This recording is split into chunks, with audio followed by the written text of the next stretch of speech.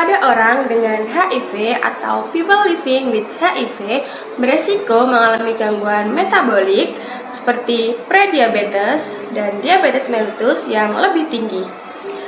Hal ini dipengaruhi oleh inflamasi kronis, terapi antiretroviral, dan perubahan metabolisme tubuh. Nah, selama ini pemeriksaan HbA1c digunakan untuk menilai kadar gula darah selama 2-3 bulan terakhir. Namun, pada pasien HIV, hasil HbA1c dapat menjadi kurang akurat karena adanya perubahan umur sel darah merah.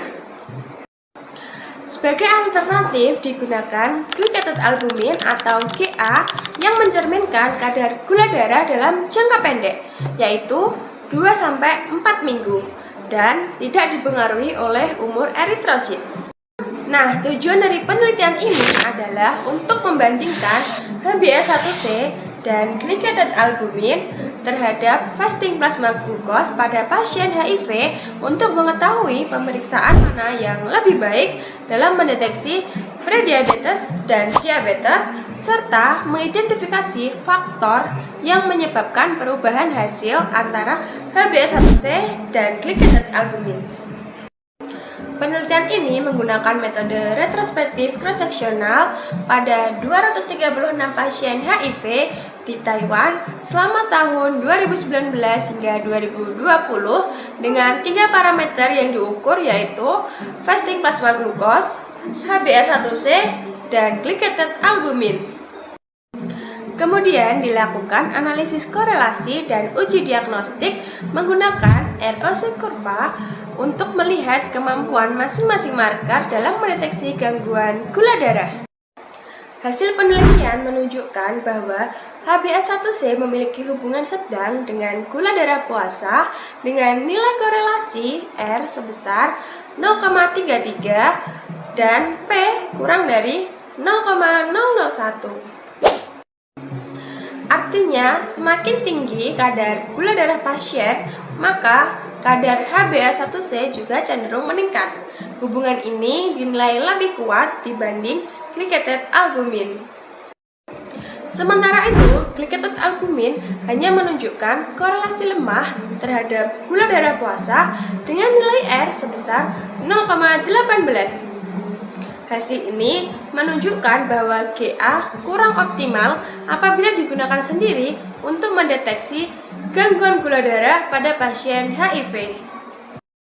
Pada analisis ROC kurva, HbA1c memiliki nilai AUC sebesar 0,66, sedangkan GA hanya 0,57. Semakin tinggi nilai AUC, maka semakin baik kemampuan marker dalam mendeteksi penyakit. HbA1c memiliki sensitivitas 28% dan spesifisitas 87,4% dalam mendeteksi prediabetes dan diabetes. Sedangkan glycated albumin memiliki sensitivitas yang sangat rendah, yaitu hanya 6,4% pada cut-off standar 14,5%. Peneliti kemudian menurunkan cut-off GA menjadi 12,42%. Hasilnya, sensitivitas meningkat menjadi 51,2%, tetapi spesifisitas menurun. Dalam penelitian ini juga menemukan adanya ketidaksesuaian hasil antara HbA1c dan glycated albumin pada sekitar 26% pasien.